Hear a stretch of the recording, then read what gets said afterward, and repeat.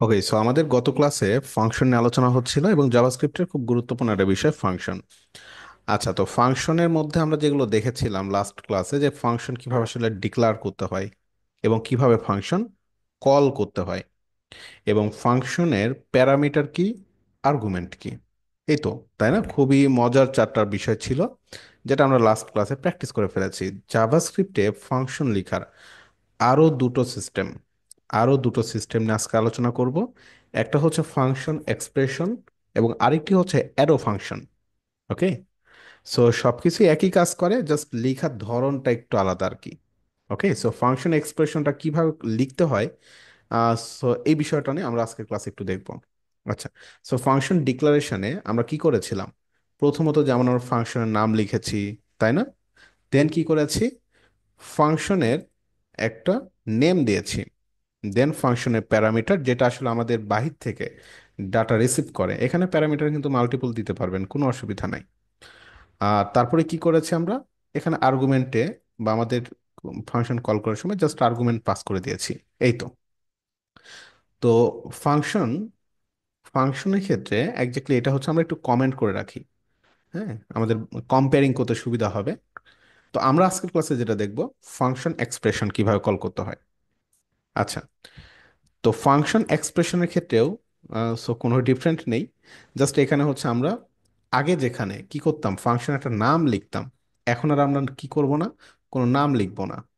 Just এখানেই exactly আমরা function লিখে আমরা এখানে চাইলে আমাদের যেই, যদি কোনো কি যদি কোনো প্যারামিটার থাকে, সেই প্যারামিটারগুলোকে আমরা আসলে পাস করে দিতে পারবো। আচ্ছা, গত লেকচারে আমরা যেই প্যারামিটার দিয়েছিলাম কনসোল লগ, সেটা আমরা আবারও দিয়ে দিলাম।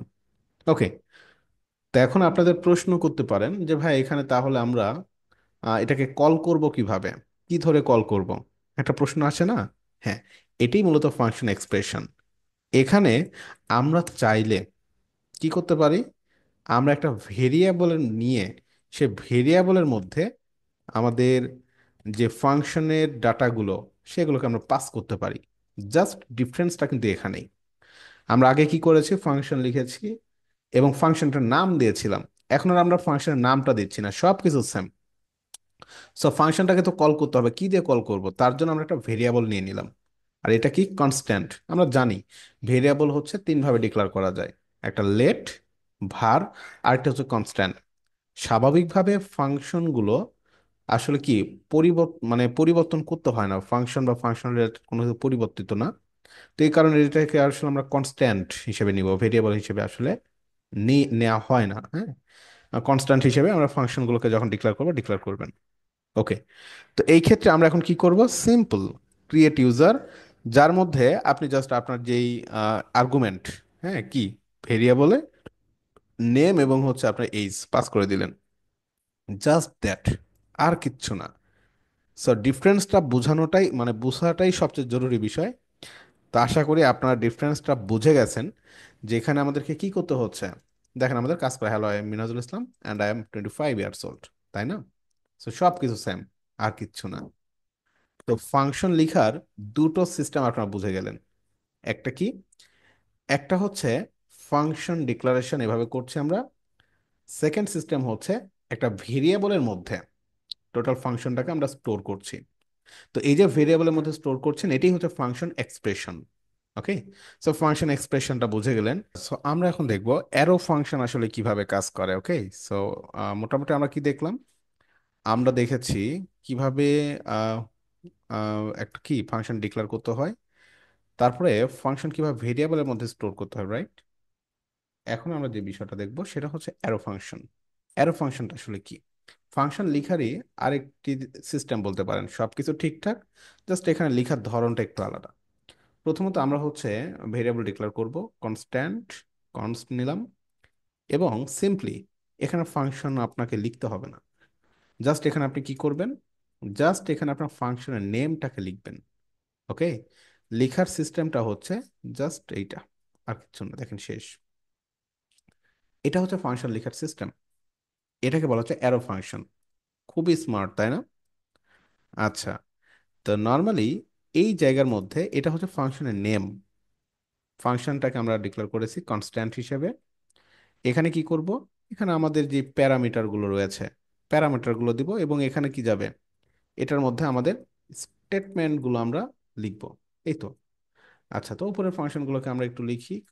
সো এখানে আমাদের নেম আসবে, এইজ আসবে, এবং ফাইনালি আমরা এটাকে ডিক্লেয়ার করব। সো কিভাবে, ক্রিয়েট ইউজার, কল করার সিস্টেমটা কিন্তু সেম, বাট লেখার ধরনটা হয়তো একটু কি ক্ষেত্র বিশেষে একটু ডিফারেন্ট হয়ে থাকে, এছাড়া কিন্তু কিছুই না।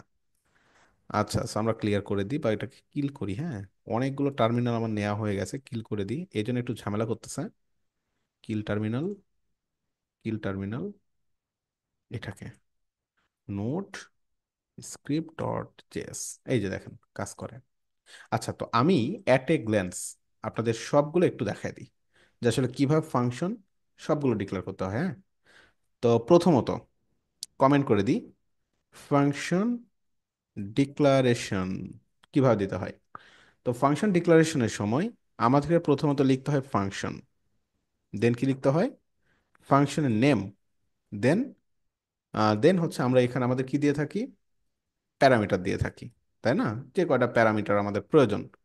ফাইনালি এখানে আমরা আমাদের যে কোড বা স্টেটমেন্ট, তাই না, স্টেটমেন্টগুলোকে আমরা আসলে এখানে দিয়ে থাকি। এই তো, সিস্টেমটাও কিন্তু জাস্ট এইটাই, আর কিছুই না, এটাকে আমরা সংক্ষিপ্তভাবে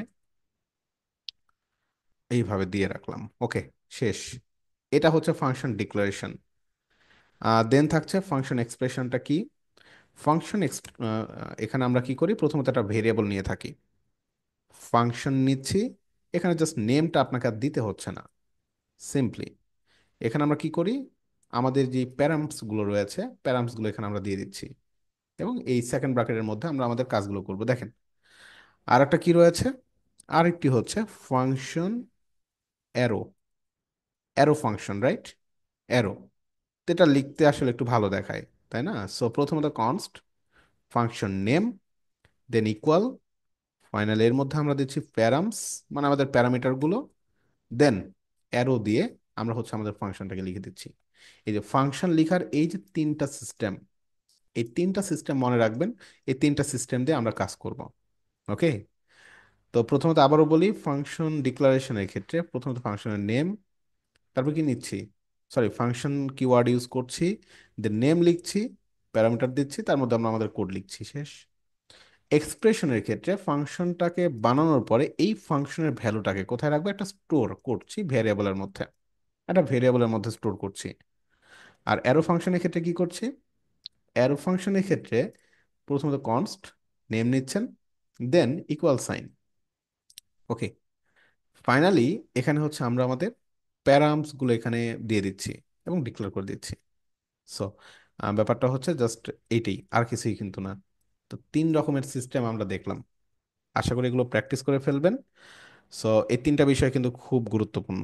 ওকে, তো এই তিনটা বিষয় যদি শিখে যান তাহলে আমরা কি করতে পারবো, আমাদের পরবর্তী যে বিষয়গুলো রয়েছে যেমন ডিফল্ট প্যারামিটারস, এইভাবে একটা ফাংশন রিটার্ন করতে পারে ভ্যালু, এবং ফাংশনের স্কোপগুলো আমরা একটু দেখবো, এবং একটা প্রজেক্ট আমরা করে ফেলবো জাভাস্ক্রিপ্টের ফাংশন ব্যবহার করে। এতটুকু খুব ভালোভাবে প্র্যাকটিস করে ফেলবেন, ঠিক আছে। সো নেক্সট ক্লাসে আবার সবার সাথে দেখা হচ্ছে, সে পর্যন্ত ভালো থাকবেন।